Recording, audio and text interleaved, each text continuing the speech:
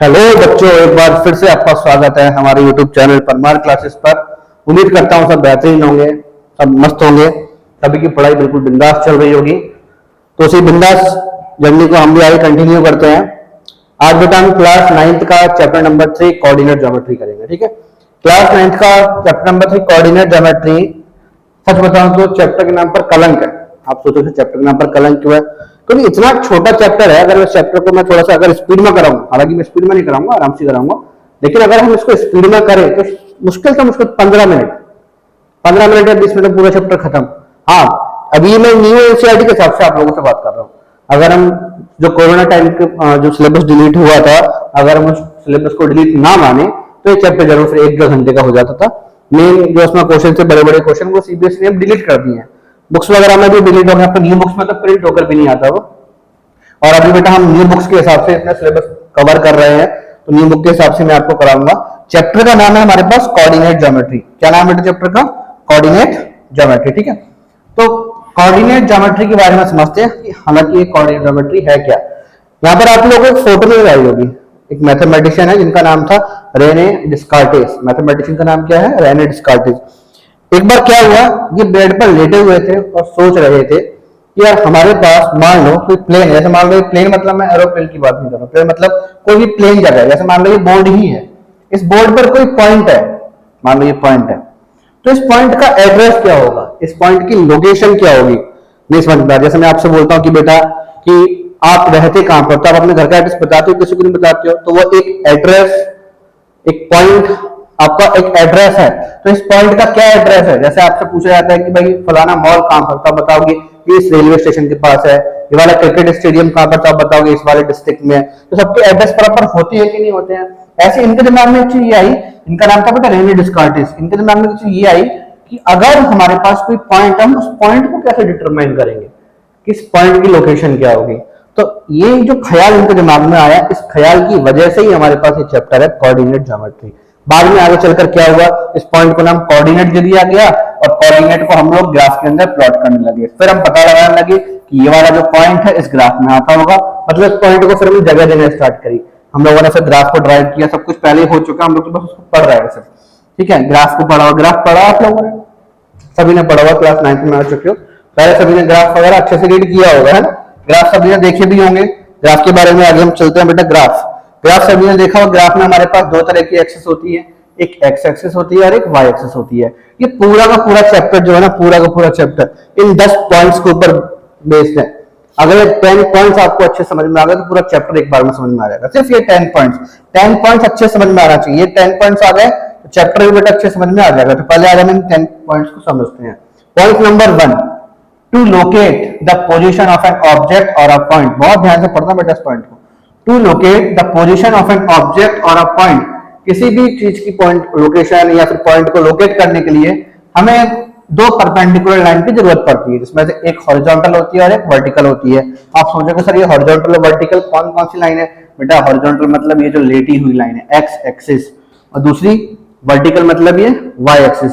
कोई भी पॉइंट बताने के लिए, मान लो ये वाला पॉइंट है, ये वाला पॉइंट कहां पर है, उसको बताने से पहले मुझे दो एक्सिस चाहिए होंगी, एक तो एक्स एक्सिस चाहिए होगा, दूसरा वाई एक्सिस चाहिए होगा। ठीक है ना, ये बहुत इंपॉर्टेंट बात है। सारी की सारी ये पूरे पॉइंट्स समझ में आ जाएंगे, चैप्टर खत्म हो जाएगा। Point number 2, the plane is called the Cartesian coordinate plane. ठीक है, ये जो प्लेन है, ये जो ग्राफ होता है ना, ग्राफ को हम लोग दूसरे नाम से भी जानते हैं। ग्राफ का एक नाम कार्टेशियन प्लेन भी होता है, ग्राफ को हम लोग कोऑर्डिनेट प्लेन के नाम से भी जानते हैं। ठीक है, the horizontal line is called the x axis and the vertical line is called the y axis. ये समझाने की जरूरत नहीं है, ये तो बहुत सिंपल बात हो गई कि हॉरिजॉन्टल लाइन को हम एक्स एक्सिस बोलते हैं, वर्टिकल लाइन को हम लोग वाई एक्सिस बोलते हैं। ये समझाने की जरूरत नहीं है, ये न्यू चीज है तुम्हारे पास, न्यू सिलेबस में ऐड हुआ है। The coordinate axis divide the plane into 4 quadrant. ये जो कोऑर्डिनेट एक्सिस है, कोऑर्डिनेट एक्सिस मतलब बेटा एक्स एक्सिस और वाई एक्सिस, ये दोनों एक्सिस मिलकर हमारे यहाँ पर पूरे प्लेन को 4 भागों में डिवाइड कर देते हैं। कितने भागों में डिवाइड करते हैं? 4 पार्ट में। कौन कौन से? पहले वाले पार्ट का नाम फर्स्ट क्वाड्रेंट होता है, सेकंड वाले का सेकंड क्वाड्रेंट। इनके जो नेम होते हैं ना, वो एंटी क्लॉकवाइज पढ़ने होते हैं। एंटी क्लॉकवाइज सुनने आता है, जैसे हमारी घड़ी होती है, घड़ी में आप लोगों ने देखा होगा घड़ी का कांटा ऐसे घूमता है कि नहीं घूमता? तो एंटी क्लॉकवाइज क्या हो जाएगा? जस्ट उल्टा इसका, इस तरह से। ठीक है, तो हमारे पास इसमें जो नेम होते हैं ना क्वाड्रेंट के, वो बेटा एंटी क्लॉकवाइज होते हैं। पहला वाला हो गया फर्स्ट क्वाड्रेंट, सेकंड वाला हो गया हमारे पास सेकंड क्वाड्रेंट, फिर थर्ड वाला थर्ड क्वाड्रेंट एंड फोर्थ वाला फोर्थ क्वाड्रेंट। Got it? ठीक है। अब आगे, the distance of a point from the y axis called its x coordinate. ये पॉइंट अगर मैं आपको समझाना स्टार्ट करूंगा ना बेटा तो थोड़ा सा डिफिकल्ट लगेगा आपको। मैं आपको इसको एक एग्जांपल देके समझाता हूँ। अगर मैं यहाँ पर पूरी इंग्लिश को हिंदी में कन्वर्ट करने की कोशिश करूंगा तो सच में आपको डिफिकल्ट लगे। एग्जांपल दूंगा तो हर समझ में आ जाएगा। मैंने बोला कि बेटा मेरे पास कोई पॉइंट है, पॉइंट मान लो 5,6, कोई पॉइंट मान लो कि हमारे पास कोई पॉइंट है बेटा 5,6। इस पॉइंट की एक्स एक्सिस से क्या डिस्टेंस होगा, मतलब ये वाला पॉइंट एक्स एक्सिस, ये आपको एक्स एक्सिस नजर आ रहा है कि नहीं आ रहा? तो ये वाला पॉइंट एक्स एक्सिस से कितना दूर है कैसे मालूम चलेगा? ज्यादा दिमाग मत लगाना, ज्यादा दिमाग मत लगाओ, बस ये देखो कि यहाँ पर y वाली वैल्यू क्या है, y वाली वैल्यू क्या है। आप सोचो सर y वाली वैल्यू समझ में थोड़ा सा कम आ रहा है, समझा दो बेटा। कोई भी कोऑर्डिनेट होता है ना, इसमें पहला वाला हमेशा x होता है, दूसरा वाला हमेशा y होता है। पहला वाला ऑलवेज x, दूसरा वाला हमेशा y होता है। तो अब आपसे पूछा गया कि बताओ 5,6 का x एक्सिस से, इस एक्सिस से कितना डिस्टेंस है, कितने दूरी पर होगा ये वाला पॉइंट किसी प्लेन के अंदर। तो आप बोलोगे 6 यूनिट। क्या आंसर दोगे इसका? 6 यूनिट। क्यों 6 यूनिट दिया आपने? क्योंकि सर ने भी बताया है कि जब x एक्सिस से पूछेंगे डिस्टेंस तो आप आंसर क्या दोगे? y वाला। अगर मान लो ये पूछा गया कि आपके पास मान लो बेटा -7, -9 कोई पॉइंट है, ठीक है। अब आपसे पूछा गया कि बताओ बेटा इस वाले पॉइंट का y एक्सिस से क्या डिस्टेंस होगा, इस वाले पॉइंट का y एक्सिस से क्या डिस्टेंस होगा। तो आप सोचोगे सर अभी तो आपने बताया कि सर अगर x एक्सिस से पूछेंगे तो y वाला आंसर बताना है, y एक्सिस से पूछेंगे तो x वाला आंसर बताना है। बिल्कुल सही। तो आप लोगों के दिमाग में आंसर आ गया होगा -7 यूनिट। गलत, गलत। क्यों गलत है बताता हूं। डिस्टेंस कभी भी नेगेटिव नहीं होता। आप -7 नहीं बोलोगे, आप बोलोगे 7 यूनिट। यहाँ भले ही माइनस में नंबर क्यों ना लिखा हो, लेकिन डिस्टेंस हमेशा पॉजिटिव होता है। कभी सुना है आपने कि दो जगह के बीच का डिस्टेंस, आपके घर से आपका जो स्कूल है वो -5 किलोमीटर दूर है, तो -5 किलोमीटर डिस्टेंस नेगेटिव हो भी सकता है क्या? नहीं हो सकता ना। तो बस वाली बात यहाँ पे भी अप्लाई करेंगे हम कि डिस्टेंस हमारा कभी भी नेगेटिव नहीं होगा, डिस्टेंस नेवर बी नेगेटिव। ठीक है। तो हमारे पास अब इस वाले पॉइंट में मान लो ये वाला पॉइंट है, एक बार फिर लिखता हूँ इसको, पहले हम एक बार इरेज कर लेते हैं। अगर मान लो बेटा हमारे पास यहाँ पर पॉइंट दिया हुआ है -7, -9, मैंने पूछा कि इसका बेटा x एक्सिस से डिस्टेंस क्या है, तो आप बोलोगे y वाला आंसर। -9 नहीं बोलना, क्या बोलोगे? 9 यूनिट। सभी को समझ में आ गया?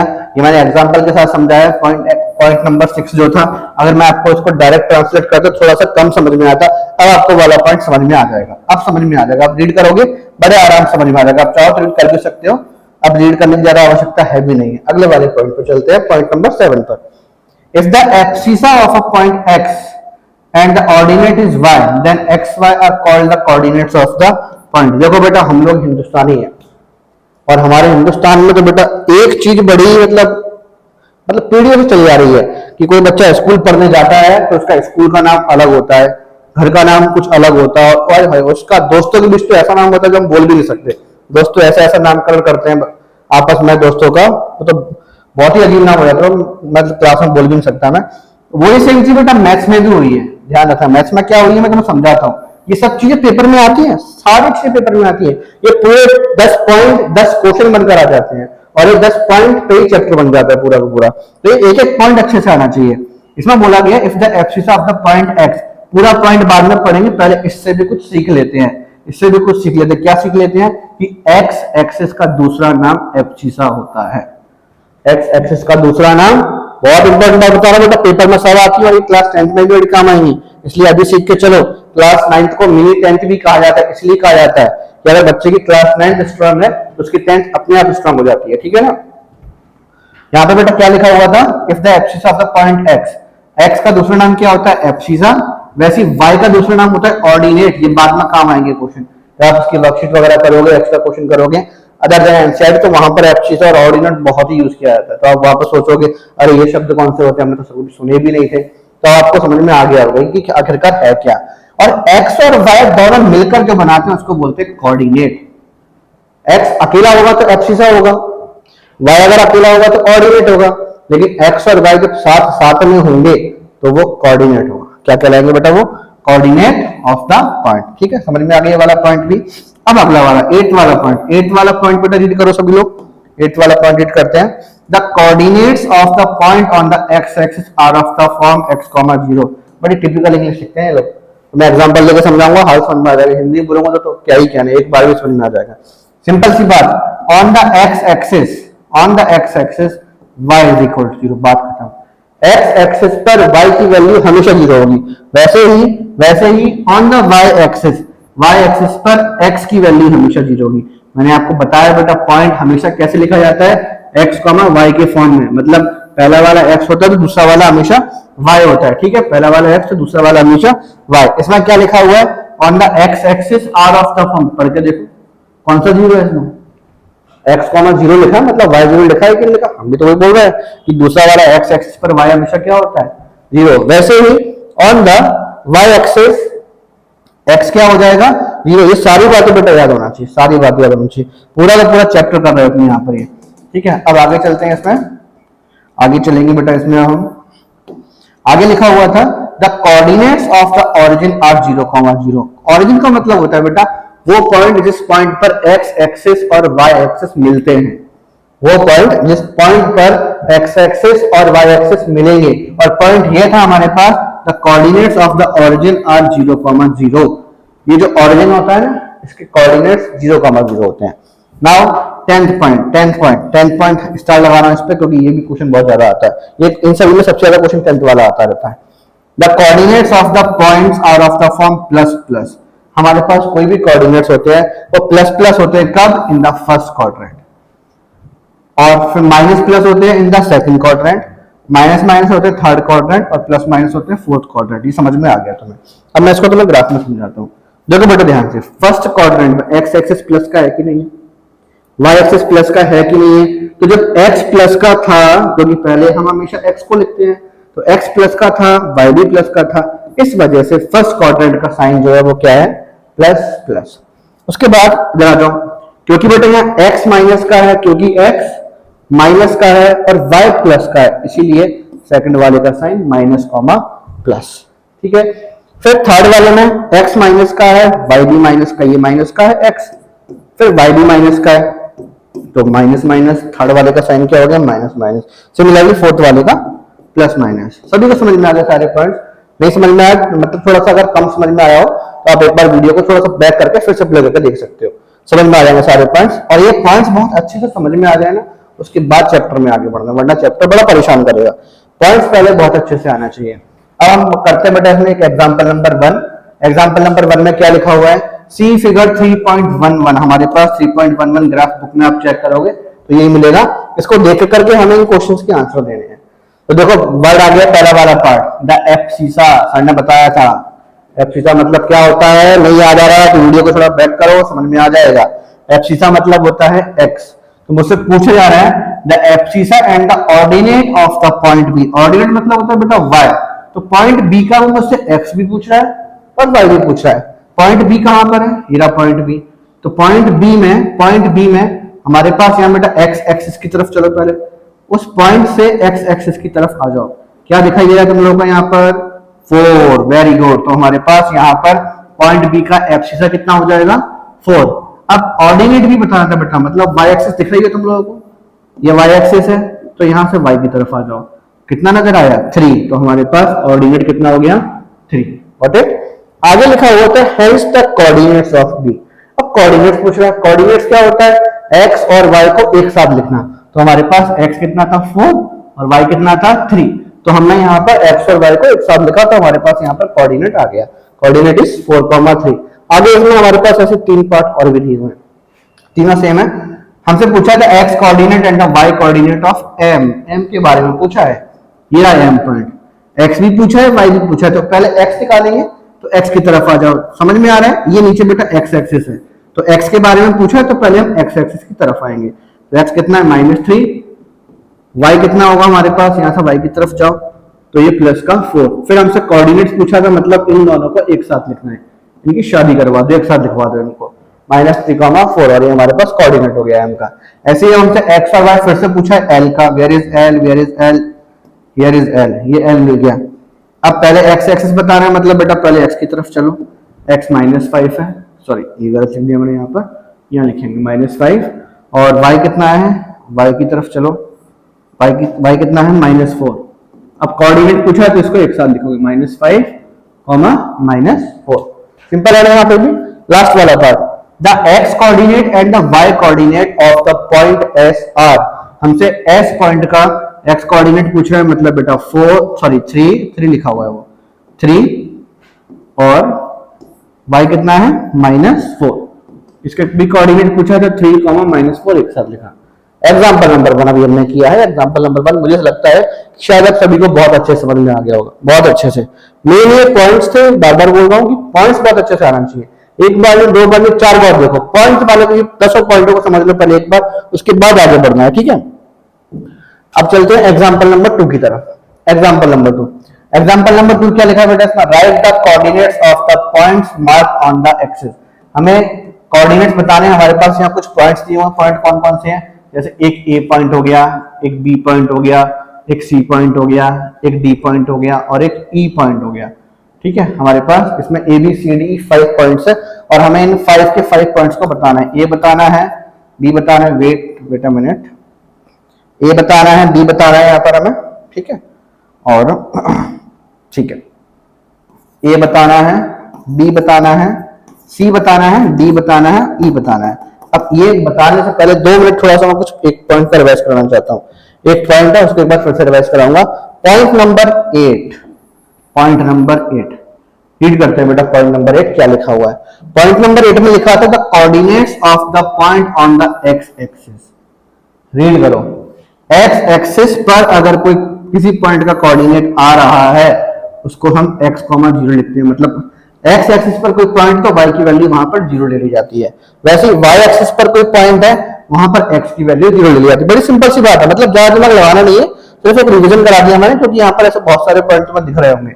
जैसे आप a देखो, b देखो, c देखो, d देखो, e देखो, 5 के 5 पॉइंट्स कोई ना कोई एक्सिस पर ही है वो, तो यहाँ पर हमें ध्यान रखना पड़ेगा। पहले मैं a के बारे में बात करता हूँ।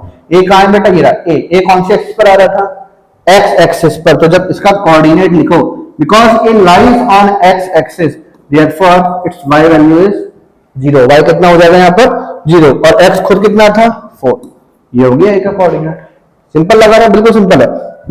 b के बारे में देखते हैं। b कहां पर है, b कौन से एक्सिस पर आ रहा है, b हमारा y एक्सिस पर आ रहा है, और जब b y एक्सिस पर आएगा तो यहाँ पर हमारे पास x की वैल्यू 0। अब y बताओ, y कितना था, तो y हमारे पास यहाँ 3 था। ये भी सिंपल है।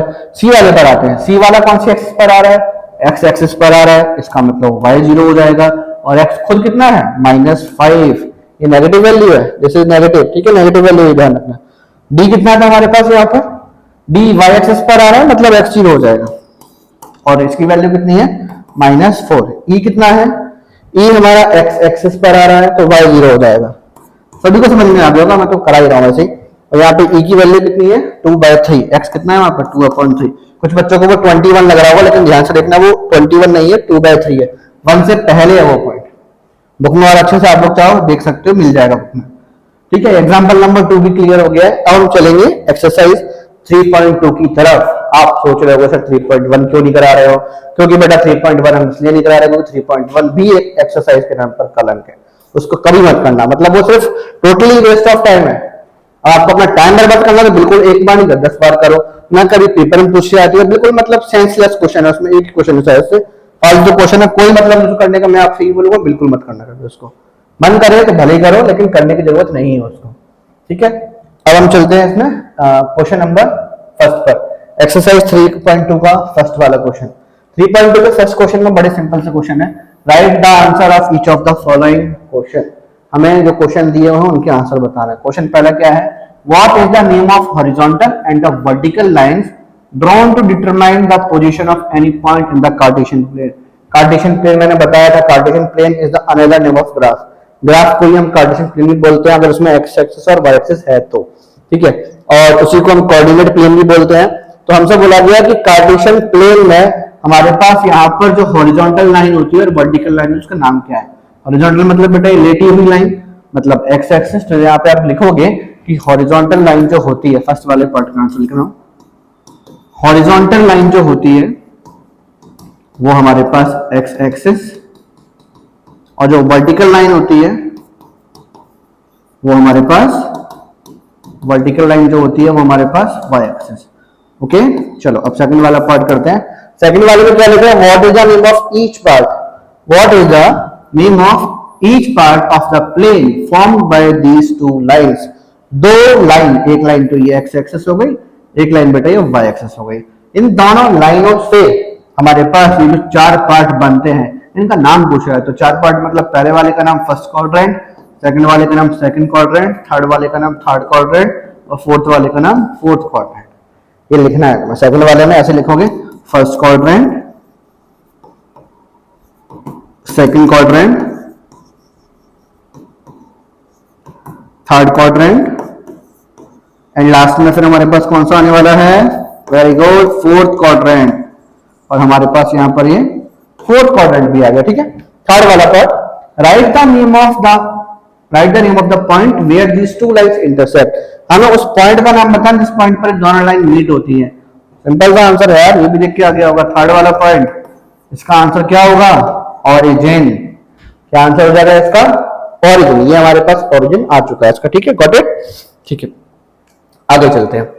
अब question number 2 and last question इस चैप्टर का, चैप्टर का लास्ट क्वेश्चन आज मतलब एक्सरसाइज का तो है ही है, साथ में चैप्टर का भी लास्ट क्वेश्चन है। मैंने पहले ही आपको बताया था कि ये चैप्टर बड़ा ही छोटा चैप्टर है, 15-20 मिनट में खत्म होने वाला चैप्टर है। फिर भी हम लोगों ने इसको बहुत अच्छे से समझा और डेप्थ में जाकर समझा, तो शायद थोड़ा बहुत और भी ज्यादा टाइम लग गया होगा।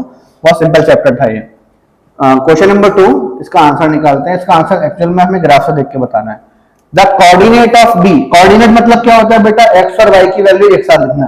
तो बी का कोऑर्डिनेट पूछ रहा है, बी पॉइंट ढूंढो पहले, बी पॉइंट कहां है, ये रहा बी। तो यहां पर बी पे चलो, एक्स एक्सिस पे कौन सा नंबर आ रहा था, -5, वाई पे कौन सा आ रहा था 2, तो हमारे पास यहां आएगा -5, 2।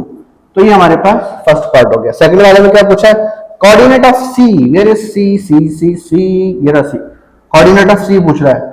तो सी पॉइंट से एक्स एक्सिस की तरफ चलो 5 और वाई की तरफ जाओगे तो -5, तो 5, -5, 5, -5। थर्ड वाले में क्या लिखा है, the point identified by the coordinates -3, -5। The point identified by the coordinates -3, -5।